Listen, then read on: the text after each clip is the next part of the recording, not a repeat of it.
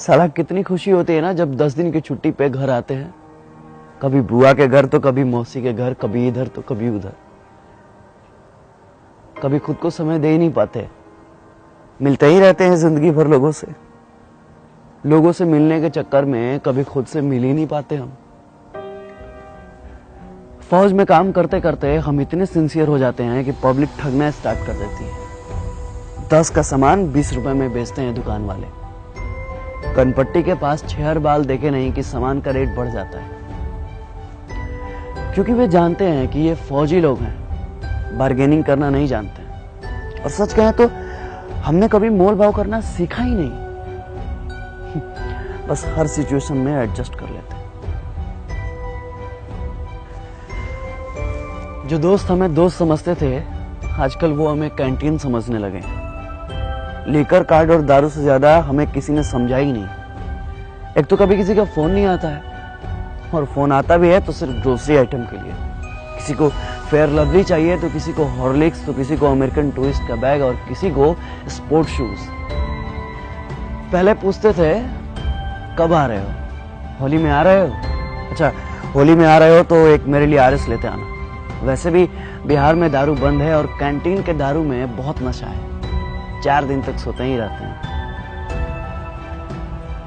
अभी घर पे 4 दिन ठीक से पहुंचे हुए होता नहीं है कि जनता सवाल पूछना शुरू कर देती है। कब जाना है? कब की ट्रेन है भाई? कब जा रहे हो? इतना सवाल तो साला खुद से हमने कभी पूछा ही नहीं जितना बगल वाले पूछते हैं। एक तो कम उम्र में ही आ जाते हैं डिफेंस लाइन में और कट जाते हैं सोशल लाइफ से। कभी किसी के शादी में नहीं जा पाते, कभी किसी के फंक्शन में नहीं जा पाते। शिकायतें सबको रहती हैं कि हम नहीं आते हैं, पर क्या करें, अपनी जिंदगी को बस एडजस्ट कर लेते हैं। अपने पर्सनल लाइफ को सोशल लाइफ से कनेक्ट ही नहीं कर पाते, क्योंकि फौजियों का कोई सोशल लाइफ ही नहीं होता। अरे कंफर्म टिकट की तो दूर की बात है, साला 3 महीने पहले छुट्टी तो कंफर्म है। और हाँ, यह सब हम कुछ बोल भी नहीं सकते, क्योंकि फौजियों के लिए छुट्टी एक प्रिविलेज है, मौलिक अधिकार नहीं। जितना हमने संविधान को समझा है ना, उतना संविधान ने हमें समझा ही नहीं। हमारे अधिकारों में टर्म एंड कंडीशन अप्लाइड कर दिया गया। सेना में पॉलिटिक्स नहीं है, लेकिन आजकल सारा पॉलिटिक्स सेना पर ही होता है, क्योंकि घर घर में हॉर्लिक्स से ज्यादा पॉलिटिक्स चलता है। अब क्या फर्क पड़ता है भाई साहब को कि बगल में 4 घंटे से कौन खड़ा है? जब कंफर्म सीट नहीं मिलता ना साहब, तो बाथरूम के बगल में कहीं भी सो जाते हैं। कहीं भी मतलब कहीं भी।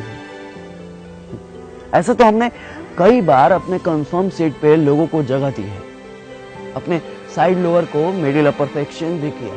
कई बार तो हम खड़े भी हो जाते हैं, मगर दिमाग नहीं लगाते, जज्बात को समझते हैं। आपको क्या पता है कि सुबह 10 बजे जब बिना लंच कराए शाम 4 बजे पुरानी दिल्ली से तिनसुकिया जाने का ऑर्डर आता है, तो ये भी नहीं पता होता है कि ट्रेन है या नहीं है, तो समय है या नहीं। बस हाथ में वारंट का एक हर्रा पन्ना होता है जिसमें फ्रॉम और टू लिखा होता है। ये नहीं लिखा होता है कि किस ट्रेन से जाना है और ये रहा आपका कंफर्म सीट नंबर। बस चल देते हैं जय हिंद बोल के।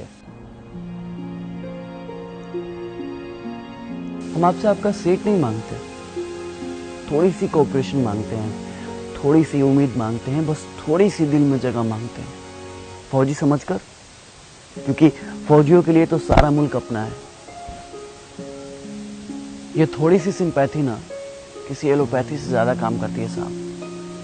इसलिए अपनों से गुजारिश है कि अपनों के लिए अब कभी भी ट्रेन के या बाथरूम के कहीं भी कोई फौजी भाई मिले ना, बस दिल के कहीं कोने में थोड़ी सी जगह दीजिएगा। जय हिंद, जय Bharat. If I die in a war zone, box me up and send me home. Put my medals on my chest till my mom